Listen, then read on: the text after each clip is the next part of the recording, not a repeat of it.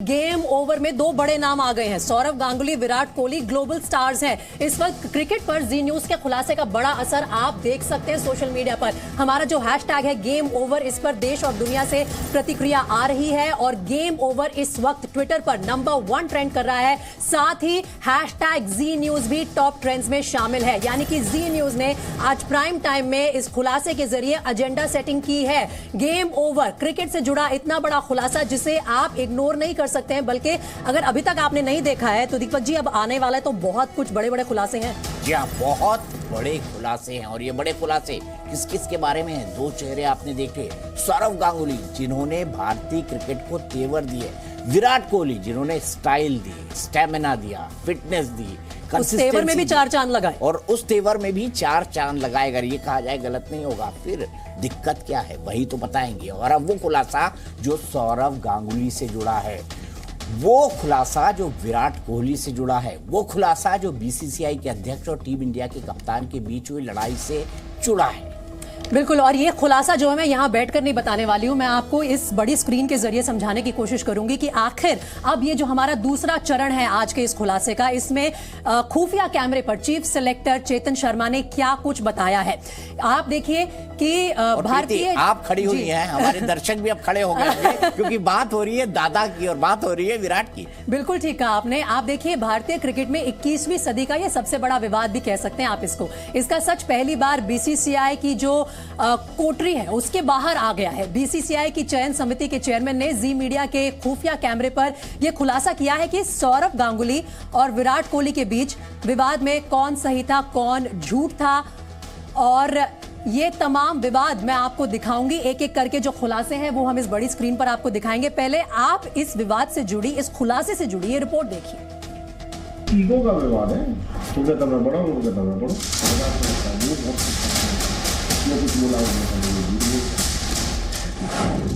Team India के chief selector ने जी media के खुफिया कैमरे पर एक ऐसा बड़ा खुलासा भी किया जो बीसीसीआई के पूर्व प्रेसिडेंट सौरव गांगुली और टीम इंडिया के पूर्व कप्तान विराट कोहली के बीच हुए विवाद पर था। आप भी जानना चाहते होंगे कि दुनिया के सबसे अमीर क्रिकेट बोर्ड का बॉस मौजूदा दौर में दुनिया के सबसे बड़े खिलाड़ी के निशाने पर क्यों आ गया? आखिर क्यों बीसीसीआई के दादा को विराट ने पूरी दुनिया के सामने चुनौती दे दी? आज आपको यह भी पता चलेगा कि वनडे टीम से विराट कोहली की कप्तानी छीनने में सबसे बड़ा रोल किसका था। यकीन मानिए इन सभी सवालों के प्रामाणिक जवाब आपको पहली बार मिलने जा रहे हैं। प्रामाणिक इसलिए क्योंकि यह जवाब एक ऐसा व्यक्ति दे रहा है जो बीसीसीआई की चयन समिति का चेयरमैन भी है और उस पूरे विवाद का सबसे अहम किरदार भी। हमारा मतलब चेतन शर्मा से है। अच्छा सर, जैसे आप सिलेक्टर बने उसी दौरान सर ये विराट कोहली और सौरव गांगुली का एक विवाद आया, बकायदा मीडिया में बोला, उस विवाद के बारे में हल्का सा बताइए। इस समय देखो मैं सीट पर रहूंगा तो इस समय मैं बता नहीं पाऊंगा। ये ऑफ रिकॉर्ड सर, बेसिकली मैं आपके कोर्ट से फिल्म में कहीं कुछ नहीं लिख रहा हूँ, हमारी आपकी मुलाकात ही नहीं हुई है, वो मेरा रिसर्च है सारा। वो आप मेरे देखिए वो क्या होता है ना कि प्लेयर और प्रेसिडेंट के बीच में जो विवाद जो होता है ना, बहुत खतरनाक विवाद है। ठीक है सर, वो खतरनाक विवाद है कि क्या है कि प्लेयर अगेंस्ट बीसीसीआई होता है, प्रेसिडेंट तो बीसीसीआई है ना। उसमें गलती किसकी है किसकी नहीं है वो बाद में देखी जाएगी, लेकिन सीधा ये बीसीसीआई पे अटैक होता है, विच सब प्लेयर को मना किया जाता है कि नहीं करो, नुकसान प्लेयर करेगा। ऐसी बात है सर। उसमें सब क्या होगा कि उसमें सब इकट्ठे हो जाएंगे, बेशक गलती प्रेसिडेंट की हो, क्योंकि it's a matter of the chair. शुरुआत में चेतन शर्मा ने अपने पद का हवाला देकर इस सवाल का जवाब देने से बचने की कोशिश की, लेकिन जैसे जैसे बातचीत आगे बढ़ी हम पर उनका भरोसा बढ़ा और फिर उन्होंने विवाद की असली वजह बतानी शुरू कर दी। जब आज प्लेयर थोड़ा बड़ा हो जाए तो उसको लगता है कि वो बहुत बड़ा हो गया, बोर्ड से भी बड़ा हो गया, तो फिर उसको लगता है कि मेरे तो कोई कुछ कर ही नहीं सकता ना, मेरा तो कुछ बॉल नहीं बांधता कर सकते, मेरे बिना तो क्रिकेट बंद हो जाएगा कल इंडिया में। तो कभी हुआ है, बड़े बड़े आए बड़े बड़े गए, क्रिकेट तो वही का वही जाता है। तो वो उसने उस समय हिट मारने की कोशिश की प्रेसिडेंट को कि मुझको तो कभी सौरव गांगुली ने ये बात बोली नहीं थी। तो ये बहुत बड़ी इशू हो गया, या तो प्रेसिडेंट झूठ बोल रहा है या विराट सच बोल रहा है, बहुत बड़ा इशू हो गया था। ये तो हंगामा हो गया था, ईगो का विवाद है। वो कहता मैं बड़ा हूं, वो कहता मैं बड़ा, ईगो का विवाद है।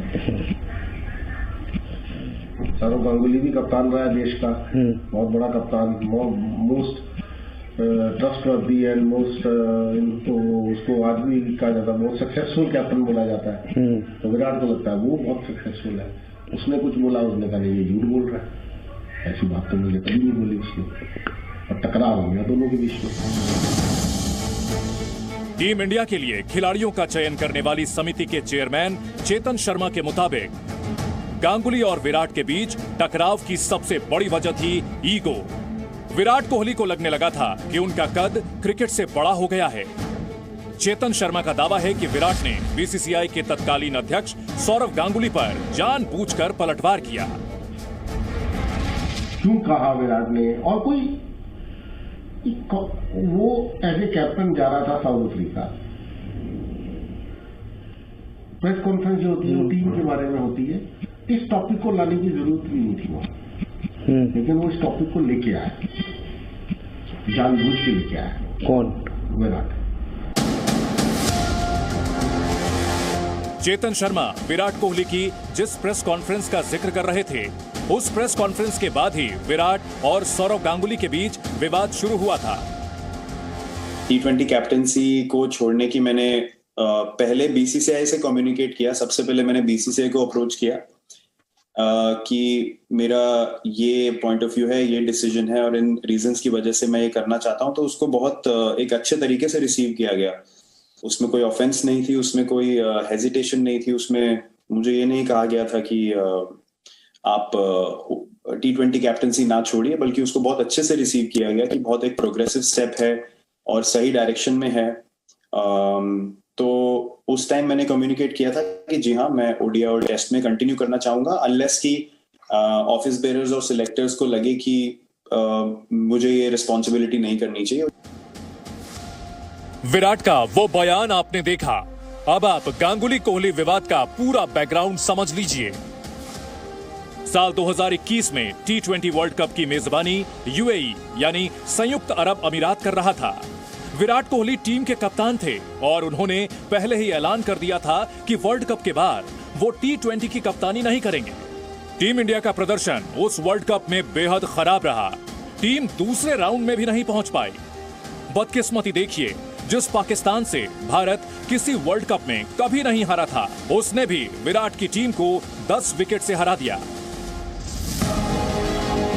उस वर्ल्ड कप के दौरान विराट कोहली ने 5 मैच में सिर्फ 68 रन बनाए।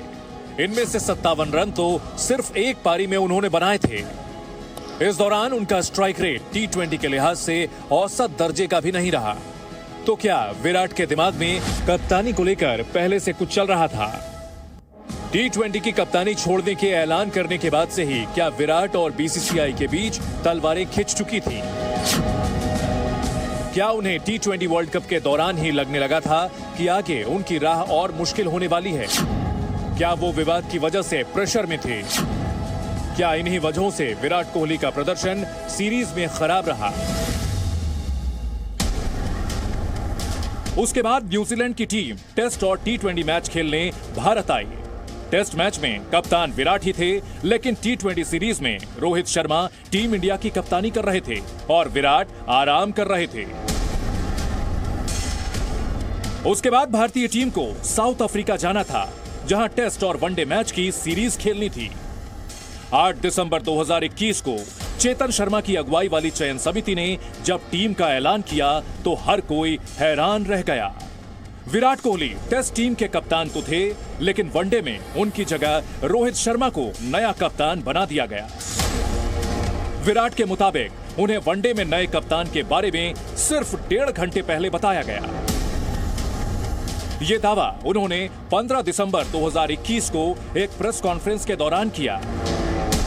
ये प्रेस कॉन्फ्रेंस टीम इंडिया के साउथ अफ्रीका दौरे को लेकर थी, जिसे विराट कोहली टेस्ट कप्तान के रूप में एड्रेस कर रहे थे। I was contacted 1.5 hours before the selection meeting on the 8th for the test series, and there was no prior communication with me at all since the selection meeting, and the chief selector discussed with me the test team, to which we both agreed, and before ending the call I was told that the 5 selectors have decided that I will not be the ODI captain, to which I replied, okay fine. Virat ने media के सामने दावा किया कि जब उन्होंने T20 की कप्तानी छोड़ी तो बीसीसीआई ने उन्हें ऐसा कुछ भी नहीं कहा, जैसा दावा बोर्ड के प्रेसिडेंट कर रहे थे। सौरव गांगुली ने मीडिया में कहा था कि उन्होंने विराट को T20 की कप्तानी नहीं छोड़ने की सलाह दी थी। मुझे ये नहीं कहा गया था कि आप T20 कैप्टनसी ना छोड़िए, बल्कि उसको बहुत अच्छे से रिसीव किया गया कि बहुत एक प्रोग्रेसिव स्टेप है। इतना तो तय था कि गांगुली और विराट में से किसी एक का दावा गलत है, लेकिन गलत कौन है, झूठ कौन बोल रहा है? इस सवाल का जवाब जाने बिना हम भी चेतन शर्मा के घर से जाने वाले नहीं थे। हमने चेतन शर्मा से पूछा, आखिर विराट का मकसद क्या था? विराट ने ऐसा क्यों कहा? क्यों कहा विराट ने? और कोई वो एज ए कैप्टन जा रहा था साउथ अफ्रीका,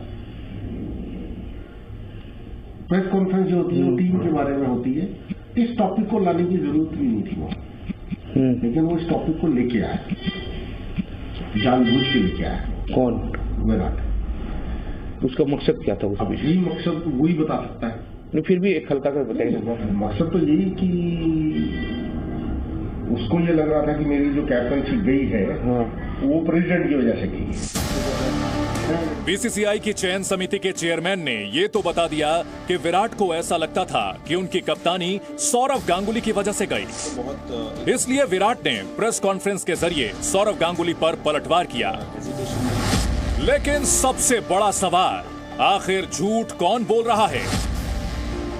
इस सवाल का जवाब खुद बीसीसीआई के चीफ सेलेक्टर देने जा रहे हैं अब से कुछ ही सेकंड में। अभिषेक कुमार, जी मीडिया।